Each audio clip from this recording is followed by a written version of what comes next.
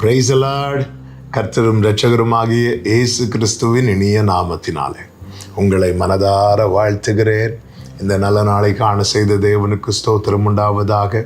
கர்த்தருடைய கிருபை உங்கள் அனைவரையும் சூழ்ந்து கொள்வதாக. 1 சாமுவேலின் புஸ்தகம் 15வது அதிகாரம் 6வது வசனம். சவுல் கேனியரை நோக்கி, நான் அமலேக்கியரோடே கூட உங்களையும் வாரிக்கொள்ளாதபடிக்கு நீங்கள் அவர்கள் நடுவிலிருந்து புறப்பட்டு விலகி போங்கள். இஸ்ரவேல் எகிப்திலிருந்து வந்தபோது நீங்கள் அவர்கள் எல்லாருக்கும் தயவு செய்தீர்கள் என்றார். அப்படியே கேனியர் அமலேக்கியரின் நடுவிலிருந்து விலகி போனார்கள். கர்த்தருடைய பரிசுத்த நாமத்திற்கு மகிமை உண்டாவதாக. சவுலை கர்த்தர் இஸ்ரவேலின் ராஜாவாக தெரிந்தெடுத்து அபிஷேகிக்கிறார். அப்படி ராஜாவாக ஏற்படுத்தப்பட்டவனுக்கு சாமுவேல் மூலம் ஒரு காரியத்தை சொல்லுகிறார்.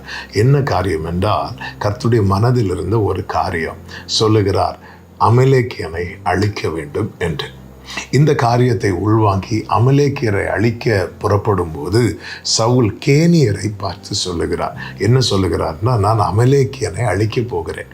அமலேக்கியரை அழிக்கும் போது நீங்களும் அதோடு கூட சேர்ந்து அழிந்து போகாதபடிக்கு அவர்கள் நடுவிலிருந்து விலகி போங்கள்.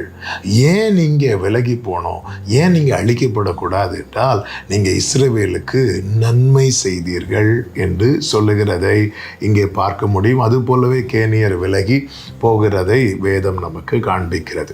இந்த நாளிலே இந்த வார்த்தையிலிருந்து கர்த்தர் நம்மோடு பேசுகிற வார்த்தை என்னவென்றால், இங்கே பாருங்கள், ஒரு இடத்துல அமலேக்கியரை அழிக்க போகும்போது அந்த இடத்தில் இருக்கிற நன்மை, அதாவது இந்த கேனியர்கிட்ட என்ன வெளிப்பட்டிருக்கிறது, நன்மை வெளிப்பட்டிருக்கிறது.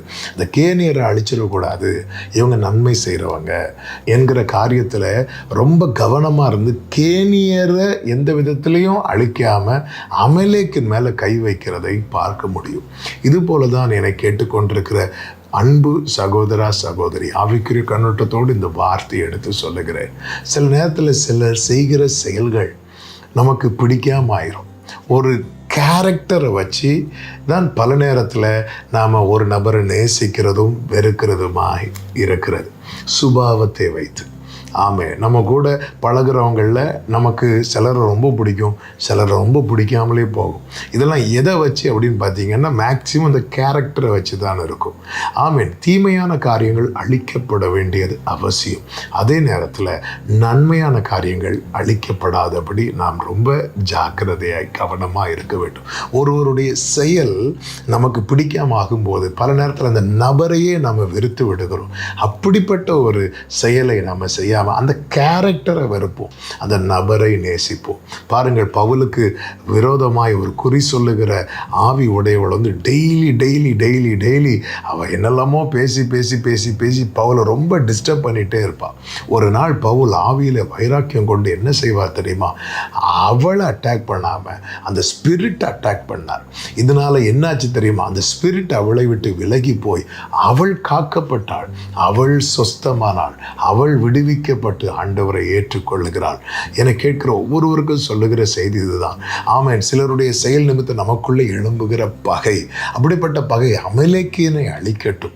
அவர்களுக்குள்ளே இருக்கிற நன்மை, ஏதோ ஒரு காலத்தில் நம்மக்கிட்ட நல்லா பழகியிருப்பாங்க, நல்லா பேசியிருப்பாங்க, அதை மனசில் வச்சுட்டு அந்த கேனியர் காப்பாற்றப்பட, அமலேக்கியன் அழிக்கப்பட, அதாவது தீமை அழிக்கப்படட்டும், நன்மை காக்கப்படட்டும். இதில் நாம் ரொம்ப கேர்ஃபுல்லாக, ரொம்ப கவனமாக இருந்து செயல்படும் போது நம்முடைய வாழ்க்கை ஆசீர்வாதமாய், நன்மையாய், சமாதானமாய் இருக்கும்.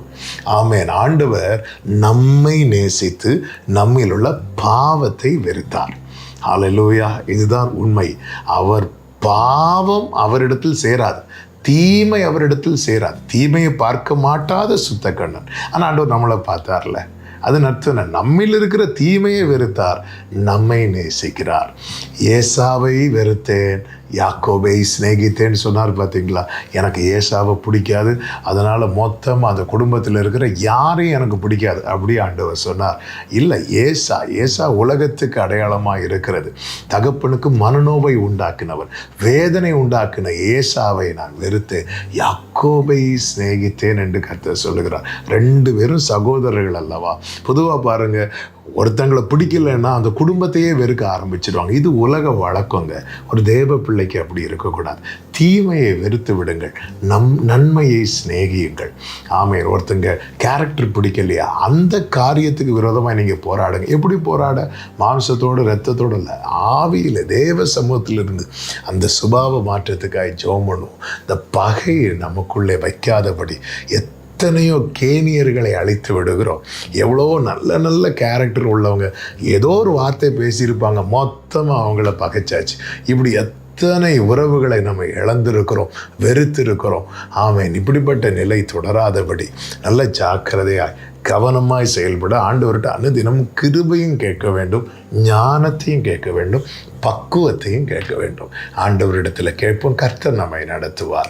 ஜெபிக்கலாமா? எங்கள் நல்ல தகப்பனே, இரக்கமுள்ள தேவனே, ஆண்டவரே அப்பா, தீமையான அமலேக்கியனை அழிக்கவும் கேனியர் அன்று காக்கப்படவும் சவுல் செயல்பட்டது போல நாங்களும் தீமைதான் அழியணும், நன்மை அழிஞ்சிடக்கூடாதப்பா. ஆண்டவரை களையை அழிக்கிறேன்னு சொல்லி கதிரையும் சேர்த்து அழிச்சிடக்கூடாதப்பா. இப்படிப்பட்ட உணர்வையும் கிருபைகளையும் பக்குவத்தையும் ஞானத்தையும் தந்து எங்களை வழி நடத்தும். இயேசுவின் நாமத்தில் பிதாவே, ஆமென்.